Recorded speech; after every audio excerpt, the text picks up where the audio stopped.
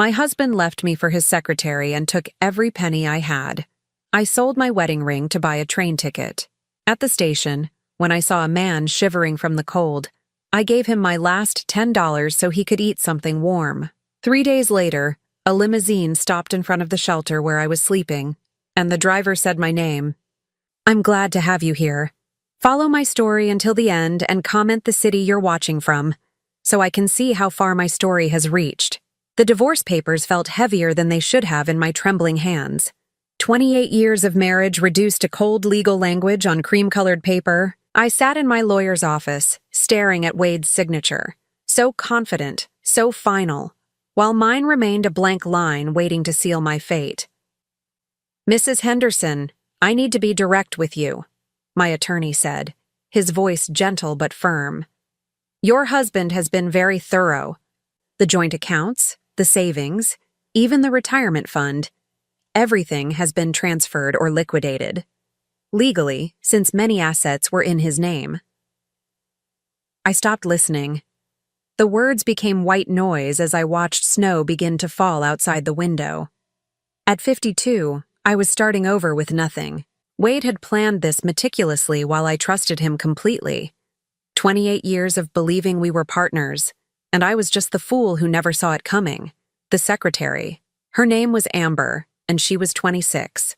I'd met her at the company Christmas party just 6 months ago. She'd complimented my dress with such sincerity that I'd actually liked her. The irony burned in my throat like acid. "The house will be sold to pay off the debts he accumulated," the lawyer continued. "You'll have approximately 72 hours to collect your personal belongings." I nodded mechanically, my mind still trying to process how Wade had managed to destroy our entire life while I was planning our upcoming 30th anniversary celebration.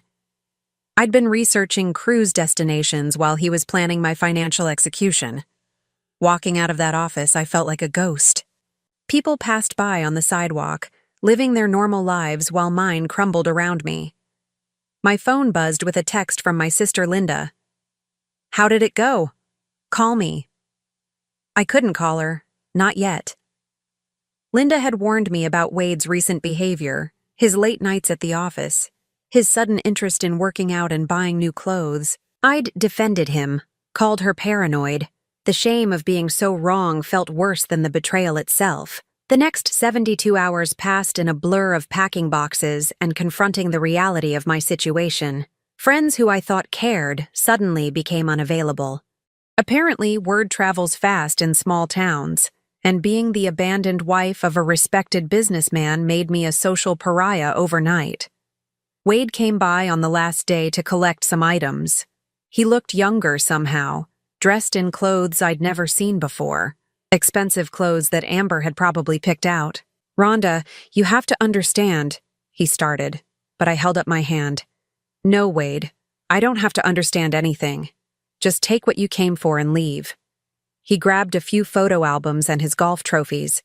28 years together, and that's what mattered to him. Not the family pictures where we looked happy, not the wedding album I'd cherished, just his golf trophies. "You'll be fine," he said as he headed toward the door. "You're stronger than you think." I almost laughed at the absurdity. He'd systematically destroyed my life and then had the audacity to give me a pep talk. But I didn't respond. I wouldn't give him the satisfaction of seeing me break. After he left, I sat in our empty living room, my empty living room, and finally allowed myself to cry. Deep, wrenching sobs that came from a place I didn't know existed. I grieved not just for my marriage, but for the woman I'd been, the trusting woman who believed in happily ever after. I had exactly $2,300 to my name. The wedding ring on my finger was the only thing of value I had left. It was a beautiful ring, 2 carats in a vintage setting that had belonged to Wade's grandmother. The irony wasn't lost on me that the only valuable thing I possessed was a symbol of the love that had destroyed me. The pawn shop owner barely looked up when I walked in. "What can I do for you?" I slipped the ring off my finger for the last time. It left a pale band of skin that looked like a scar. "I need to sell this." He examined it under his jeweler's loupe, turning it this way and that. "Nice piece. Vintage setting. I can give you $800. $800 for 28 years of believing I was loved. It seemed about right. "I'll take it," I said. With my ring money and my savings, I bought a one-way train ticket to Denver. I'd never been to Colorado, but it seemed far enough away from the life that had imploded around me. Far enough away from the whispers and the pitying looks. The train station was nearly empty when I arrived that evening. A fierce snowstorm had begun, the kind that makes the world disappear behind a curtain of white. I clutched my single suitcase and purse, everything I owned reduced to what I could carry. That's when I saw him. An elderly man sat on a bench near the vending machines, wearing a thin coat that provided little protection against the cold. He was probably in his 70s, with silver hair and kind eyes that seemed lost. His hands shook, whether from cold or age I couldn't tell, as he searched through his pockets.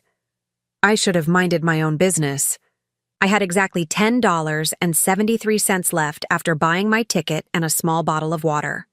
$10 that would have to last until I figured out what to do in Denver. But watching him shiver in that inadequate coat, I couldn't walk away. "Excuse me," I said, approaching him slowly. "Are you all right?" He looked up with startled eyes, as if he wasn't used to strangers speaking to him. "Oh yes, I'm fine. Just waiting for my train." But he wasn't fine. I could see it in the way he held himself, the defeat in his shoulders. It was a posture I recognized because I'd been wearing it myself for days. "It's awfully cold tonight," I said, sitting down beside him. "Have you eaten anything?" He shook his head slightly. "I seem to have. Misplaced my wallet. But my train comes in a few hours. I'll be fine." Something about the way he said it, the quiet dignity mixed with obvious need, reminded me of my father. Dad had been proud like that, the kind of man who would rather go hungry than ask for help. I reached into my purse and pulled out my last $10 bill. The paper felt fragile between my fingers, representing the difference between having something and having nothing at all. "Please," I said, holding it out to him. "There's a coffee shop across the street. Get yourself something warm to eat." His eyes widened. "Oh, no, I couldn't. You're very kind, but please," I repeated. "It would make me feel better knowing you're warm and fed." He studied my face for a long moment, and I saw something shift in his expression. Surprise, maybe, or recognition of one kind soul reaching out to another in a moment of darkness. "Thank you," he said quietly, accepting the money. "You have no idea what this means to me." As he walked away into the swirling snow, I felt something I hadn't experienced in weeks. Peace, not happiness. I was still broken and lost and terrified of what came next. But for just a moment, I'd been able to help someone else, and that felt like enough. My train arrived an hour later, and I didn't see the old man again. As we pulled away from the station, I pressed my face to the window and watched the town disappear into the storm. I was leaving with nothing, heading toward an uncertain future, but somehow that act of kindness had given me something I'd lost in the wreckage of my marriage. Hope that there was still goodness in the world, even when everything else fell apart. Little did I know that those $10 would change everything. Denver in January was unforgiving. The cold bit through my thin coat like teeth, and the wind carried snow that stung my face as I stepped off the train. I'd imagined this moment differently, maybe feeling liberated, ready for a fresh start. Instead, I felt like a lost child in a city that seemed determined to swallow me whole. The train station was warmer than the streets, but I couldn't stay there forever. With 73 cents in my pocket and nowhere to go, I did something I'd never imagined I'd have to do. I asked for directions to the nearest homeless shelter. "About 8 blocks north," the information desk clerk told me, her voice professional but not unkind.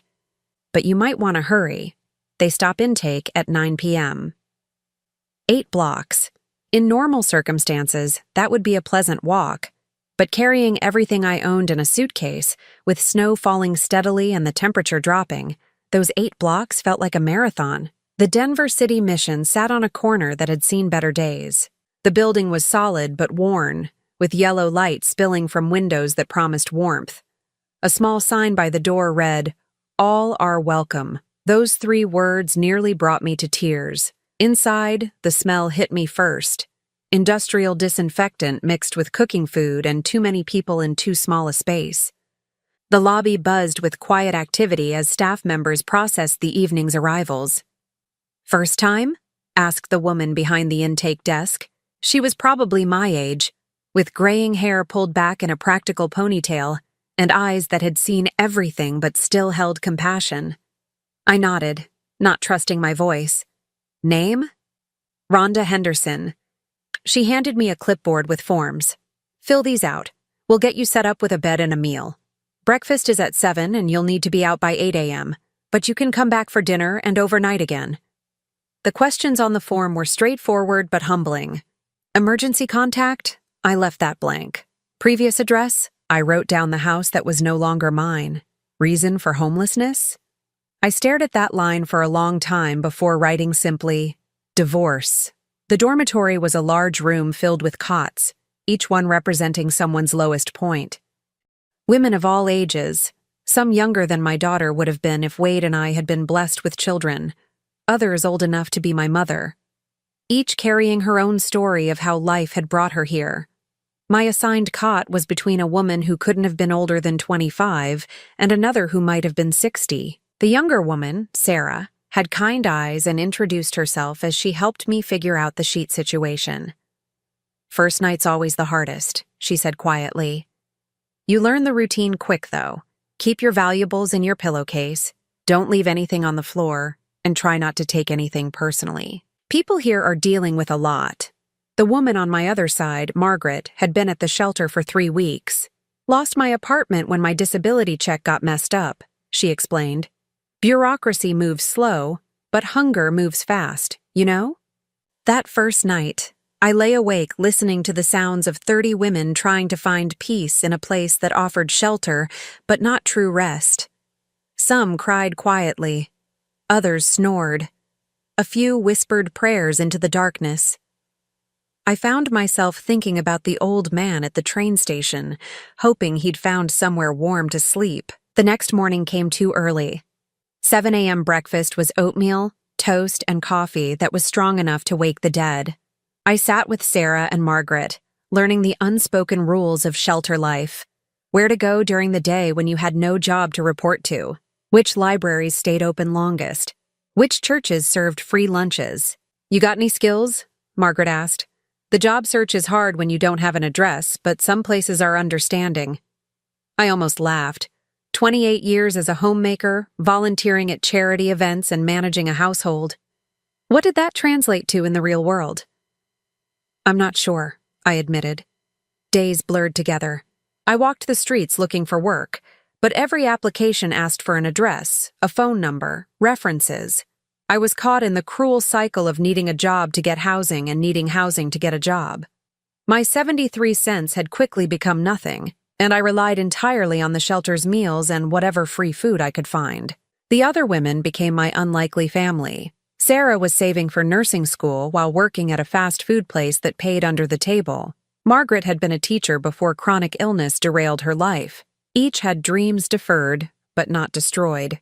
On my third night, I was settling into my cot when commotion erupted near the front desk. Through the dormitory door, I could see lights flashing outside, red and blue like police cars. My heart raced. Had something happened? Were we in trouble? But then I heard one of the staff members calling my name.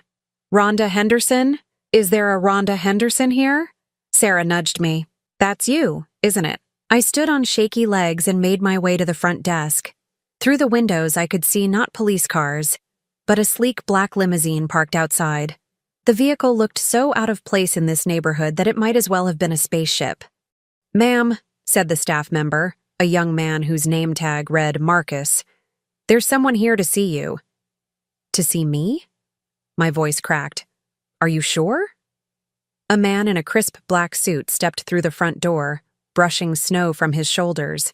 He was probably in his 50s, with silver-streaked hair and the bearing of someone accustomed to being in charge. His eyes scanned the room until they found me. "Mrs. Henderson?" I nodded, confused and a little frightened. "My name is James Crawford. I'm here on behalf of someone you helped a few days ago.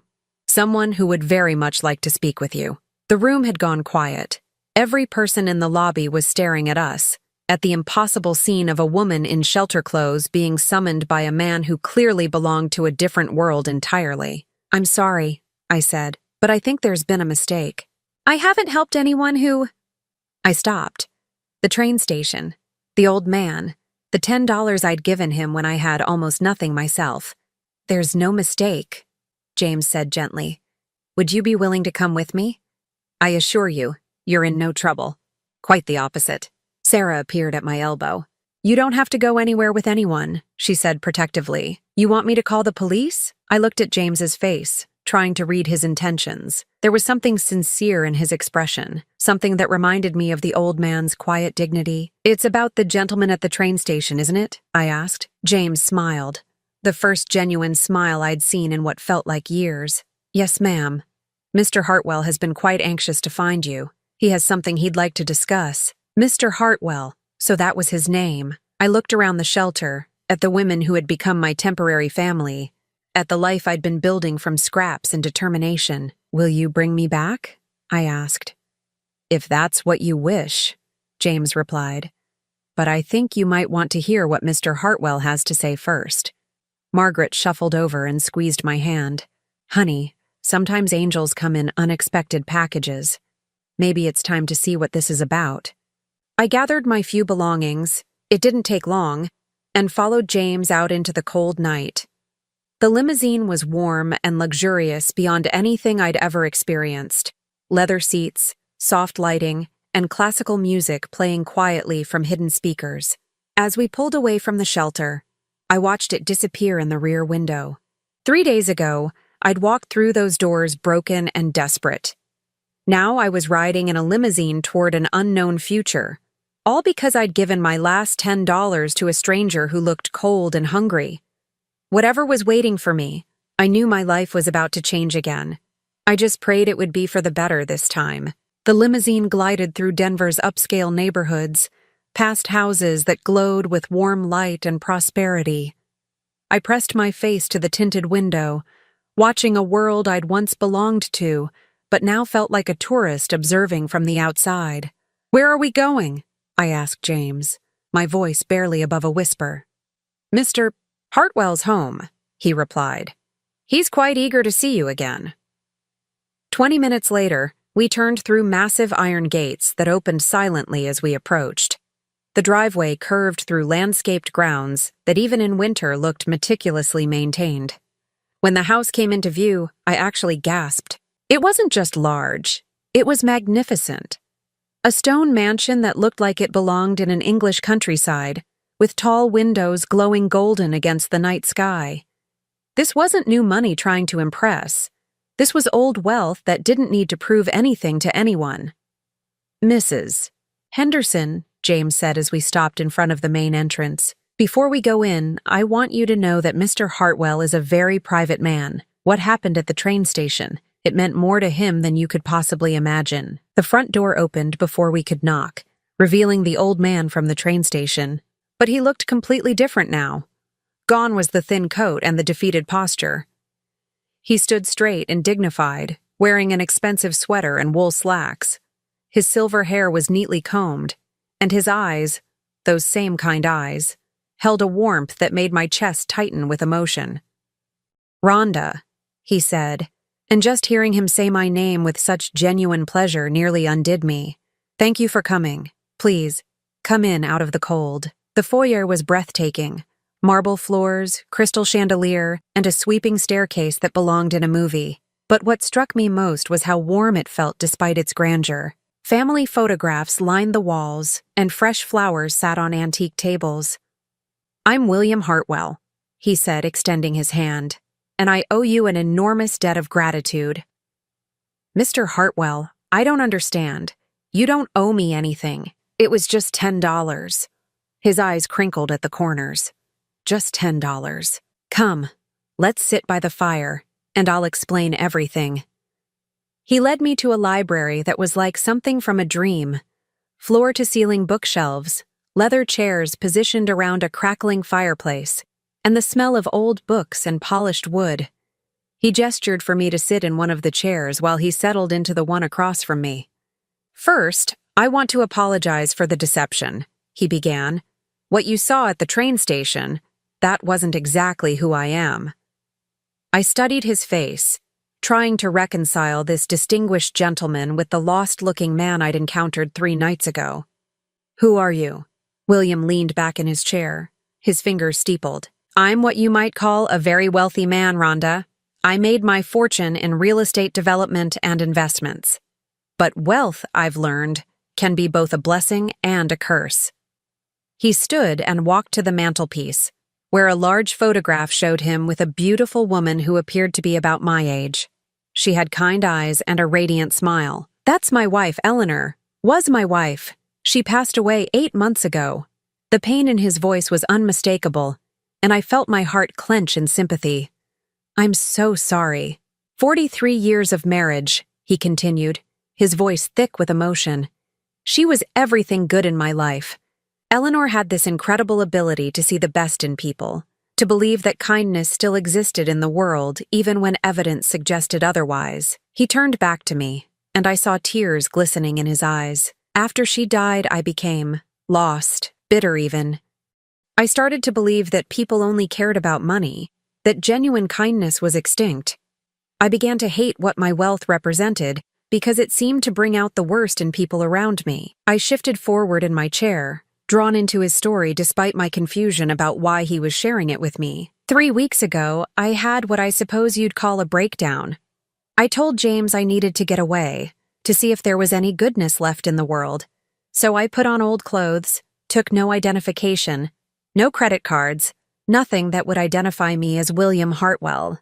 I wanted to see how people would treat me when I had nothing to offer them. My breath caught as understanding began to dawn. For 3 weeks, I wandered through different cities, different neighborhoods. I visited shelters, sat in parks, stood on street corners. Do you know what I discovered? His voice turned bitter. People walked past me like I was invisible. Not one person offered help. Not one person even made eye contact. I began to think Eleanor had been wrong, that kindness really was dead. He moved closer to my chair, his eyes intense. "And then, I met you at that train station. Mr. Hartwell, you were clearly struggling yourself," he interrupted. "I could see it in your posture, in the way you held that single suitcase like it contained everything you owned. You had every reason to ignore me, to focus on your own problems, but instead, you sat down beside me. You talked to me like I was a human being worth caring about." I thought back to that moment, remembering the defeated way he'd held himself. "You reminded me of my father. He was proud like that, too proud to ask for help even when he needed it." William's eyes softened. "And then you gave me your last $10. James has since confirmed that you had exactly 73 cents left after giving me that money. You literally gave me everything you had." The room fell silent except for the crackling of the fire. I felt overwhelmed, unable to process what he was telling me. "But why?" I finally asked. "Why was it so important to you?" William returned to his chair, leaning forward earnestly. "Because in that moment, you proved Eleanor right. You proved that kindness isn't dead, that there are still people in this world who will help a stranger simply because it's the right thing to do. You saved more than my faith in humanity, Rhonda. You quite literally saved my life. I don't understand." His voice dropped to barely above a whisper. "I was planning to end it all. That night at the train station was supposed to be my last test. If no one showed me kindness, if no one proved that good people still existed, I was going to. Well, it doesn't matter now. Because you did show me kindness. You gave me hope." The weight of his words hit me like a physical blow. My simple act of compassion had saved a man's life. I started to cry, not the gentle tears I'd been fighting back, but deep, overwhelming sobs. "Oh, my dear," William said, moving to kneel beside my chair. "I didn't mean to upset you. You don't understand," I managed between sobs. "These past few weeks I've felt so useless, so worthless. My husband left me with nothing, and I started to believe that maybe I really was worthless, that maybe I'd never mattered to anyone." William handed me a handkerchief, real linen, monogrammed with his initials. "You matter, Rhonda. You matter so much that you changed the entire course of my life with a single act of kindness. I wiped my eyes and looked around the magnificent room, at this man who commanded respect and resources I couldn't imagine. What happens now? William smiled, and for the first time since I'd walked into his home, he looked like the lost man I'd met at the train station. That depends on you. I have a proposition, but first I want you to know that you owe me nothing. You've already given me everything: my life, my hope, my faith. Anything I offer you now is simply my way of trying to balance the scales. What kind of proposition? I run a charitable foundation, the Eleanor Hartwell Foundation for Human Services. We fund homeless shelters, job training programs, food banks, programs that help people rebuild their lives. Eleanor started it, and I've continued her work, but... He paused, choosing his words carefully. I've been managing it from a distance, through accountants and lawyers. I think Eleanor would have wanted someone with real experience, someone who understands what it means to need help, to run the day-to-day operations. My heart began to race. You're offering me a job? I'm offering you a purpose if you want it, a chance to help other people the way you helped me. The position comes with a salary of $75,000 per year, full benefits, and a small apartment above the foundation's offices. $75,000. It was more money than I'd ever imagined making on my own. But more than that, it was a chance to matter again, to use my pain to help other people heal. Why me? I asked. You could hire anyone, someone with credentials and experience. William's smile was gentle but firm. Because you understand what it means to lose everything and still find compassion for others. Because when you had nothing, you gave everything. That's not something you can learn in school, Rhonda. That's something you carry in your heart. I looked around the beautiful room, thinking of the shelter I'd left behind, of Sarah and Margaret and all the other women trying to rebuild their lives from nothing. This felt like a dream, too good to be true. Can I ask you something? I said. Anything. That night at the train station, if I hadn't helped you, would you really have? William was quiet for a long moment. I don't know. I'd like to think I would have found another way, but I was in a very dark place. What I do know is that your kindness brought me back to the light. You reminded me that Eleanor's vision of the world, a world where people take care of each other, is worth fighting for. I thought about Wade, about how he'd destroyed my life and left me with nothing but 73 cents and a heart full of pain. But maybe, just maybe, he'd actually set me free to become the person I was meant to be. I accept, I said, my voice steady for the first time in weeks. I accept your offer. William's face lit up with genuine joy. Eleanor would have loved you, he said. She always said that angels don't always have wings. Sometimes they just have kind hearts and $10 they can't afford to give away. As I sat in that beautiful library, surrounded by the warmth of the fire and the promise of a new beginning, I realized that my lowest moment had led me to this highest one. Sometimes the end of one story is just the beginning of something beautiful. 6 weeks into my new life, I was standing in the Eleanor Hartwell Foundation offices, reviewing applications for emergency housing assistance, when James knocked on my door. Mrs. Henderson, there's someone here to see you. He says he's your husband. My pen slipped from my fingers, leaving an ink blot on the application I'd been reading. My ex-husband, I corrected automatically, my heart already racing. Wade. Through my office window, I could see him in the waiting area. He looked older somehow, worn around the edges in a way that expensive clothes couldn't hide. His hair was thinner than I remembered, and there were new lines around his eyes. But what struck me most was his posture. Uncertain, almost nervous. This wasn't the confident man who'd walked out of our marriage with such arrogant finality. Would you like me to ask him to leave? James offered. He'd become protective of me over the past month, treating me with a respect I was still learning to accept. No, I said, surprising myself with my calm tone. I'll see him, but please stay nearby. Wade entered my office with the forced smile he used to use on difficult clients. His eyes swept over the elegant space, the mahogany desk, the leather chairs, the certificates of appreciation from various charities already hanging on the walls. Rhonda, you look good. His voice carried a note of surprise that irritated me more than it should have. Thank you. What do you want, Wade? He settled into the chair across from my desk without being invited. Can't a man visit his wife, his ex-wife, without having an ulterior motive? I leaned back in my chair, studying him. 28 years of marriage had taught me to read his tells.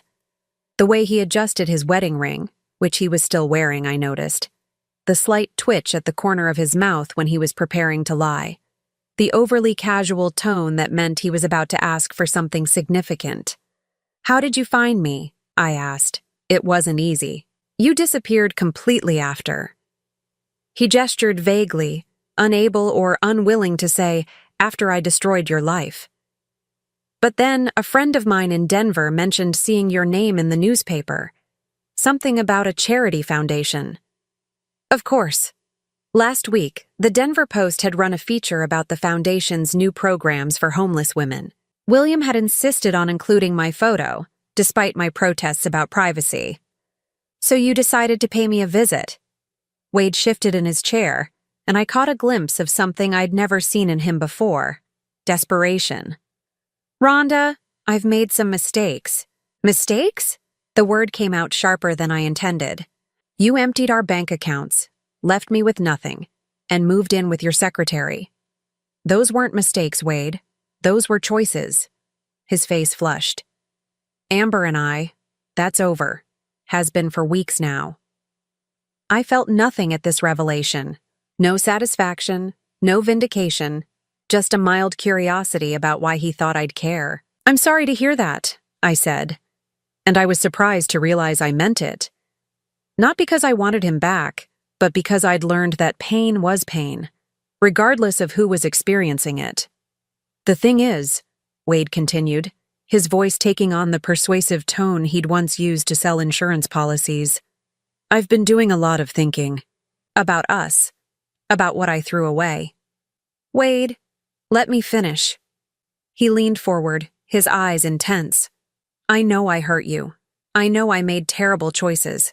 But seeing you here, seeing what you've accomplished, it reminds me of the woman I fell in love with 30 years ago.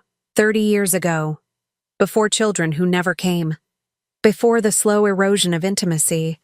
Before he decided I wasn't enough anymore. You left me with nothing, I said quietly. You made sure I couldn't even afford to eat. Do you understand what that did to me? Wade's face crumpled with what looked like genuine remorse. I was angry. Confused. I don't know what I thought. That you'd be fine. That you'd land on your feet. You always were the strong one. I ended up in a homeless shelter, Wade. The words hit him like a physical blow. He actually recoiled, his face going pale. What? A homeless shelter. 3 days sleeping on a cot, eating charity meals, trying to figure out how to rebuild a life you'd systematically destroyed. Rhonda, I had no idea. Of course you didn't. You were too busy playing house with Amber to care what happened to the woman you'd been married to for 28 years. Wade was quiet for a long moment, staring at his hands. When he looked up, there were tears in his eyes. I want to make it right. You can't. I can try. He reached into his jacket and pulled out a folded document. I had my lawyer draw this up. It's a financial settlement, more than fair. It gives you half of everything I have left. I didn't touch the papers. What do you mean, everything you have left? Wade's laugh was bitter. Turns out 26-year-olds are expensive. Amber had very particular tastes. The sports car, the luxury apartment, the shopping trips. It added up fast. And when she realized the money was running out faster than expected, she decided I wasn't quite the catch she thought I was. So that was it. Amber had left him when the financial well started running dry, and now he was here, trying to win back the woman he'd discarded. The irony would have been funny if it weren't so pathetic. I'm not your backup plan, Wade. That's not what this is. But his tone suggested otherwise. I've missed you, Rhonda. Missed us. What we had was real, even if I forgot that for a while. I stood up and walked to the window, looking out at the street below where people hurried past in their daily lives. A few months ago, I'd been one of them, lost, desperate, invisible. Now I had purpose, respect, a future I was building for myself. What we had was real once, I agreed. But you killed it when you chose to betray everything we'd built together. People make mistakes. People change. You're right, I said, turning back to face him. I've changed. I'm not the same woman who depended on you for everything, who built her entire identity around being your wife. I like who I am now, Wade. I like the life I'm building. Wade stood as well, moving closer. But imagine what we could build together. You're clearly successful here, this foundation, this position. And I still have resources, connections. We could be a team again. A team, as if we'd ever really been partners rather than him being the star and me the supporting player. I notice you're still wearing your wedding ring, I observed. Wade looked down at his hand as if surprised to see the gold band there. I never took it off. Even with Amber, part of me always knew I'd made a mistake. But you didn't come looking for me until now. Until Amber left you and the money started running out. His face reddened. It's exactly what this is. I moved back to my desk, putting the solid wood between us. You didn't miss me, Wade. You missed the convenience of having someone who would put up with anything, who would make your life easier without asking for much in return. That's not fair, isn't it? I sat down, feeling suddenly tired. For 28 years, I accommodated your career, your hobbies, your friends, your family. I rearranged my life around yours so completely that I forgot I even had preferences of my own. And when you decided you wanted something new and exciting, you threw me away like I was disposable. Wade sank back into his chair, the fight going out of him. What do you want me to say? That I'm sorry? I am. That I was wrong? I was. That I love you? I do. Do you? I asked softly. Or do you love the idea of having someone who'll take care of you again? Someone who'll make your life comfortable while you figure out your next move? He didn't answer immediately, which was answer enough. I want you to leave now, I said. Rhonda, take your settlement offer with you. I don't want your money, and I don't want your promises. I've built something here that's mine, something that matters. I won't give that up to go back to being your supporting character. Wade stood slowly, his face a mixture of hurt and anger. So that's it? 30 years together and you're just going to throw it all away? You threw it away when you chose Amber over our marriage. I'm just refusing to pick up the pieces for you. He moved toward the door, then stopped. You know what your problem is, Rhonda. You've gotten bitter. The woman I married would have forgiven me. His words were meant to hurt, to make me doubt myself. A few months ago, they might have worked. But I'd learned too much about my own strength to be manipulated by his disappointment. You're right, I said calmly. The woman you married would have forgiven you, taken you back, and spent the rest of her life wondering when you'd leave again. But I'm not that woman anymore, and I'm grateful for that. Wade left without another word, taking his settlement papers and his empty promises with him. After the door closed, I sat in the quiet of my office, waiting to feel something. Sadness, regret, doubt. But all I felt was relief. My phone buzzed with a text from William. Dinner tonight? I have some ideas for expanding the job training program. I smiled as I typed back, I'll be there. This was my life now. Meaningful work, genuine respect, a future I was creating for myself. Wade had done me a favor by showing me what I'd lost, but more importantly, he'd shown me how much I'd gained.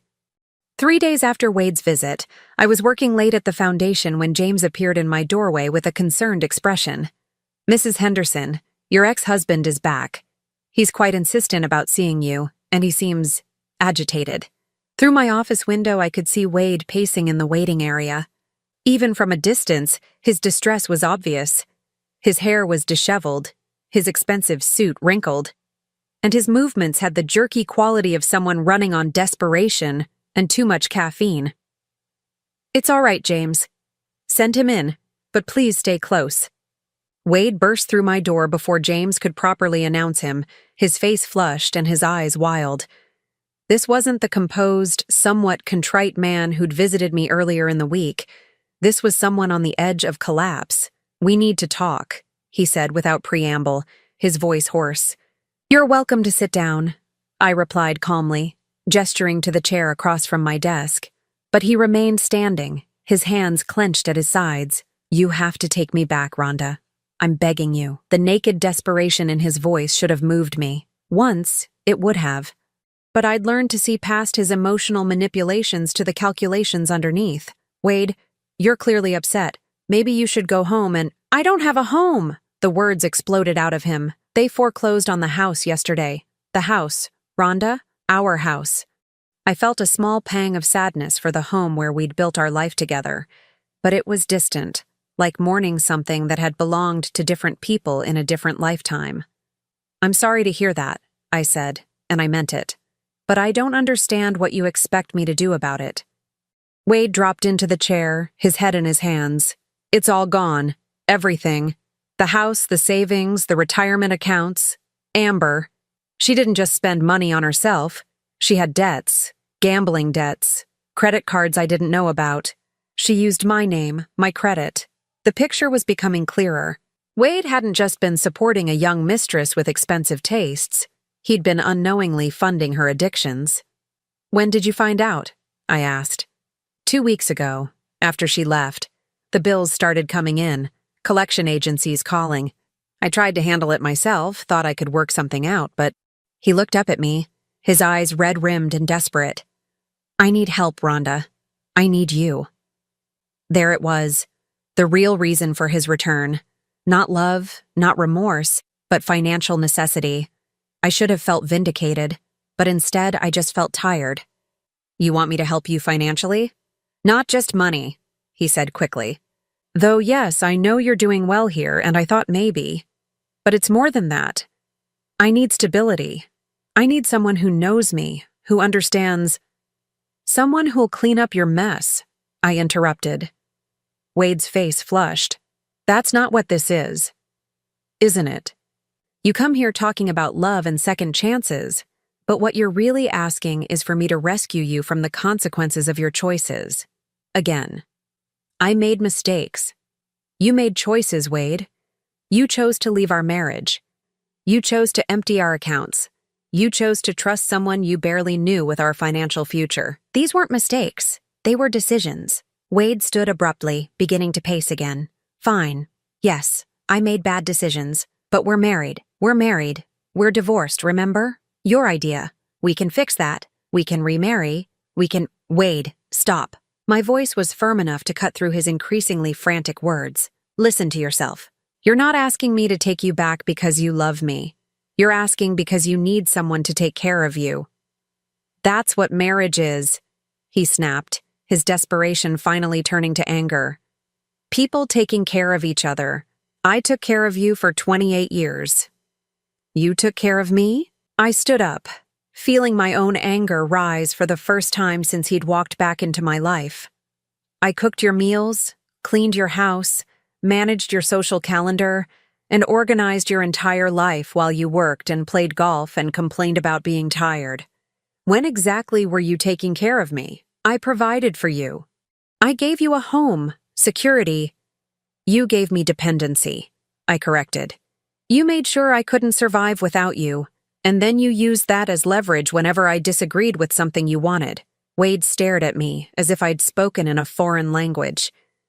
"Where is this coming from? You never complained before, because I didn't know I had the right to complain. I thought that was just what marriage was supposed to be. Me making your life easier while you made all the decisions. And now you think you're better than that? Better than me?" The question hung in the air between us, loaded with years of unspoken resentment. Wade's face was twisted with a mixture of hurt and fury, as if my refusal to rescue him was a personal betrayal. "I think I deserve better than being someone's fallback plan," I said quietly. A soft knock at the door interrupted us. William entered, his presence immediately changing the energy in the room. He was dressed casually, khakis and a sweater, but carried himself with the quiet authority that came from genuine confidence. "Rhonda, I apologize for interrupting. James said you might need—" He stopped as his eyes took in Wade's agitated state and my tense posture. "Is everything all right?" Wade straightened, his insurance salesman instincts kicking in despite his emotional state. "And you are?" "William Hartwell," William replied calmly, stepping into the room. "I'm the foundation's founder, and you must be Wade." Something flickered across Wade's face. Recognition, maybe, or calculation. Hartwell. As in Hartwell Properties? Hartwell Industries? Among other things, William confirmed. Rhonda has been invaluable to our organization. Truly irreplaceable. Wade's eyes darted between William and me, and I could practically see the wheels turning in his head. How well do you two know each other? Well enough, William said, his tone pleasant but with an edge that suggested Wade should be careful about his next words. I see. Wade's voice took on a nasty tone I recognized from his worst moments during our marriage. And I suppose you think you know all about our relationship? About what we meant to each other? I know that Rhonda is one of the most compassionate, intelligent, and resilient people I've ever had the privilege to meet, William replied evenly. I know that she's built something remarkable here in just a few months, and I know that anyone who couldn't see her worth doesn't deserve her. Wade's face went red.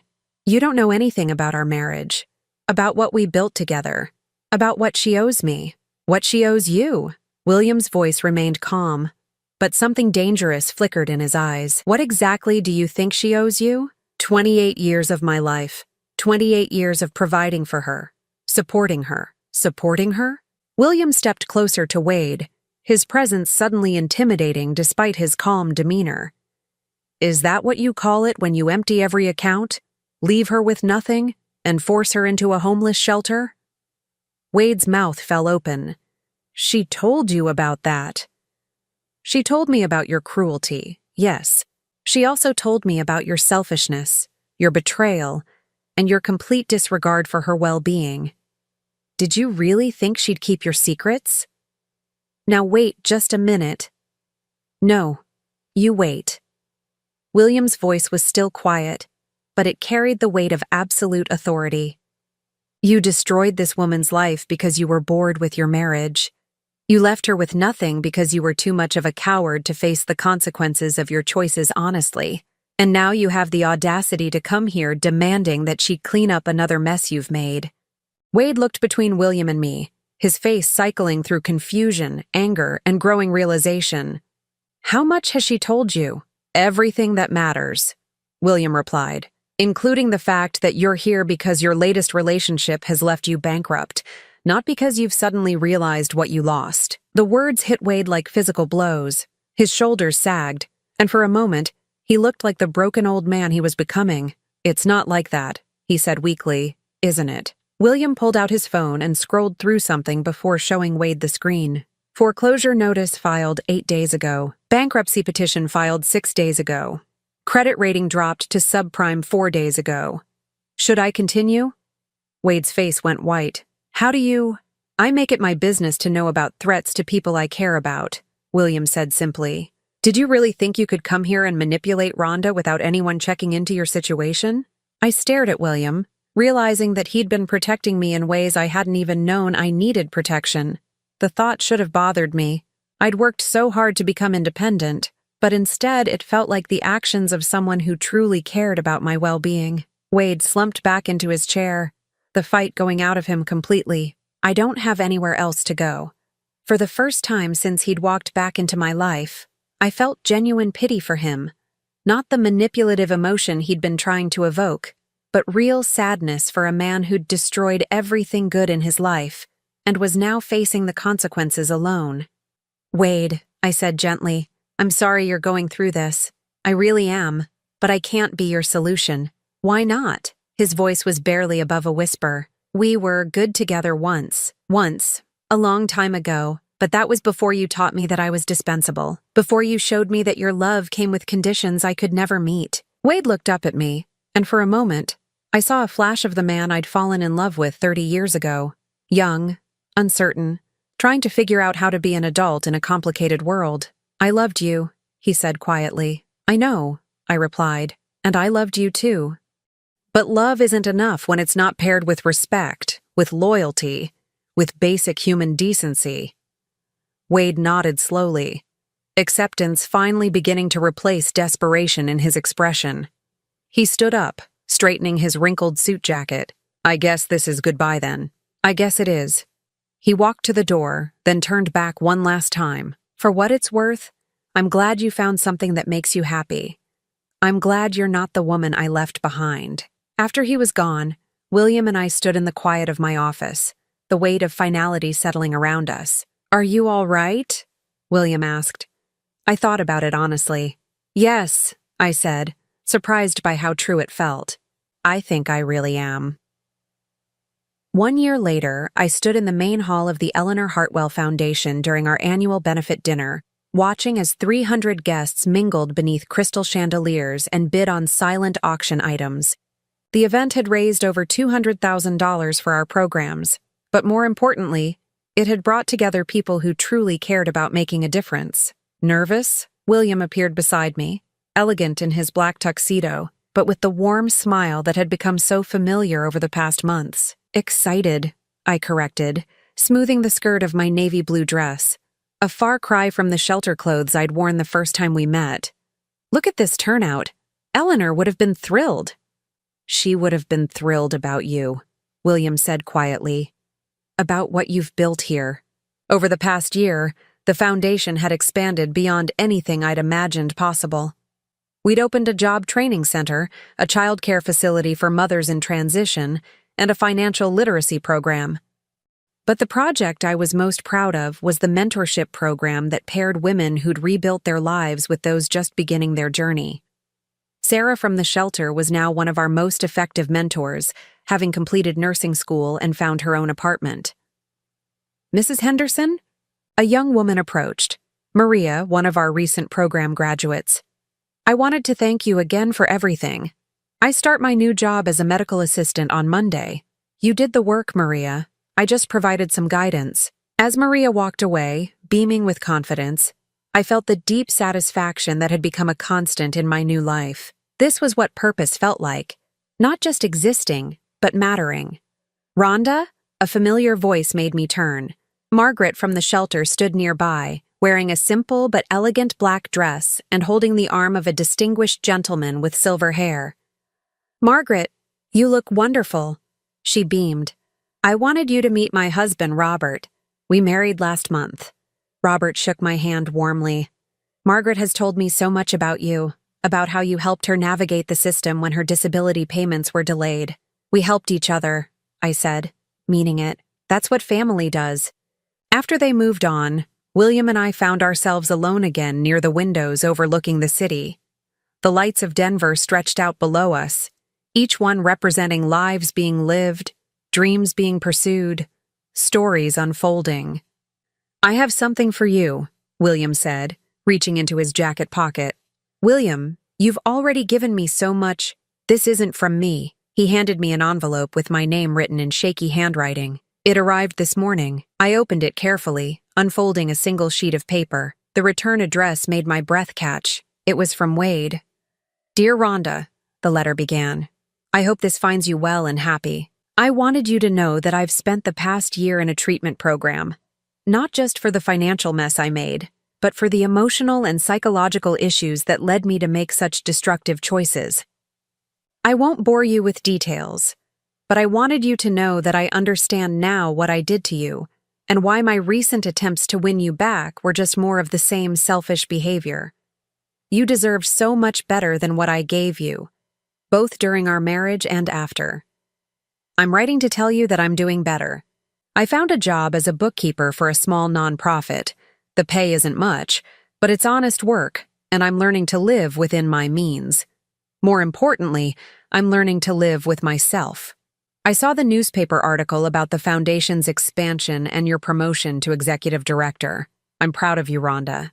Proud of the woman you've become, though I suspect you were always that woman. I was just too self-centered to see it. I don't expect or want a response to this letter. I just wanted you to know that I'm grateful for the lesson you taught me when you refused to rescue me.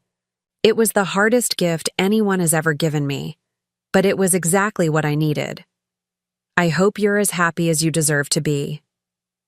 With respect and gratitude, Wade, I read the letter twice, feeling an unexpected lightness in my chest. Not joy exactly, but a sense of completion, as if the last painful chapter of my old life had finally found its proper ending. Good news?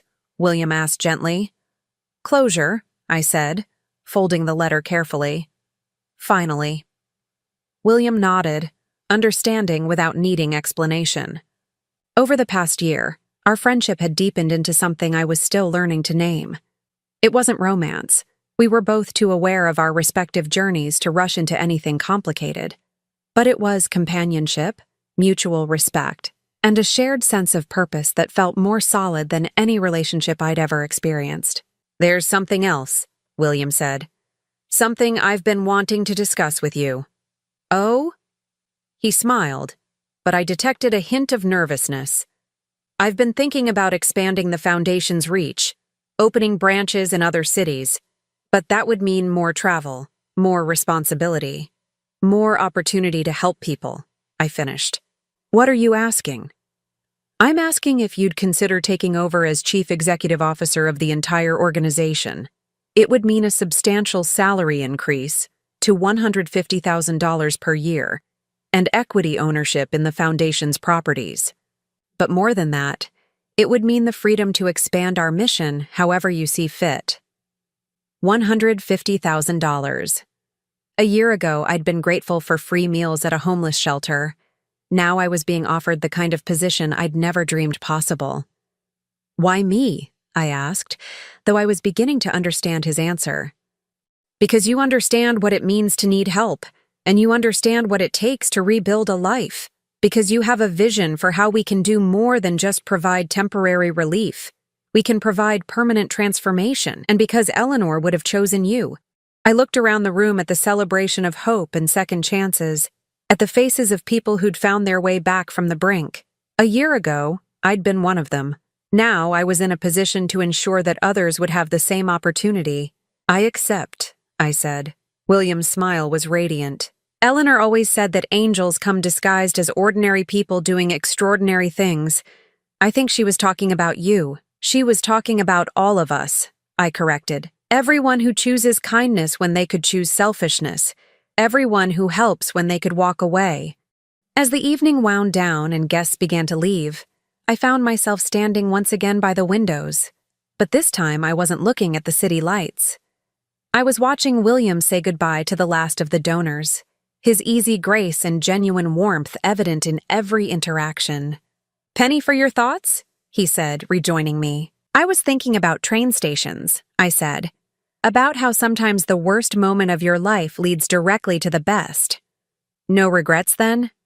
I considered the question seriously.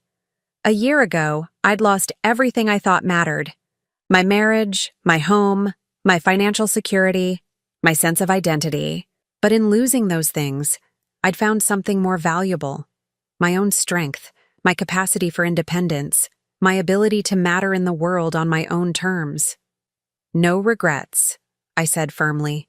"Not about the divorce, not about the shelter, not even about giving you my last $10, especially not about that." William laughed.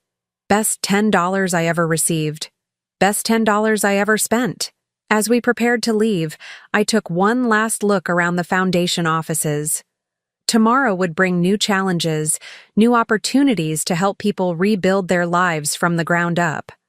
But tonight, I was simply grateful for the journey that had brought me here, for the people who'd helped me along the way, and for the future I was building one act of kindness at a time. The snow was falling again as William and I walked to our cars, but this time it didn't feel like a punishment. It felt like a blessing, covering the world in fresh possibility. "Dinner tomorrow?" William asked. "I have some ideas for the Phoenix expansion." "I'll be there," I said. And for the first time in years, I knew exactly where there was, not just a place, but a purpose. A home I'd built for myself out of compassion and determination. As I drove through the quiet streets of Denver, I thought about the woman who'd stepped off that train a year ago with nothing but a suitcase and 73 cents. She'd been broken, desperate, and convinced that her life was over. She'd been wrong. Her life was just beginning. The radio played softly as I made my way home to the comfortable apartment I'd earned through my own efforts, filled with furniture I'd chosen and books I wanted to read. Tomorrow, I would wake up with work that mattered, colleagues who respected me, and a future limited only by my own imagination. Wade had done me a favor when he destroyed our marriage, though it had taken me a year to see it. He'd freed me to discover who I really was when I wasn't trying to be what someone else needed. He'd forced me to find my own strength, my own voice, my own worth. And that $10 I'd given to a stranger in a snowstorm, it had been the best investment I'd ever made. Not because of what it brought me, but because of what it taught me about the person I was meant to be. Sometimes the end of one story is just the beginning of a better one. Sometimes falling apart is really falling into place. And sometimes when you think you've lost everything, you discover you've actually found yourself. I pulled into my parking space and sat for a moment in the quiet car, snowflakes dancing in the headlight beams. Tomorrow would bring new challenges, new opportunities, new stories of transformation and hope. But tonight, I was simply content to be exactly where I was, free, purposeful, and finally, truly home. Now I'm curious about you who listened to my story. What would you do if you were in my place? Have you ever been through something similar? Comment below. And meanwhile, I'm leaving on the final screen 2 other stories that are channel favorites, and they will definitely surprise you. Thank you for watching until here.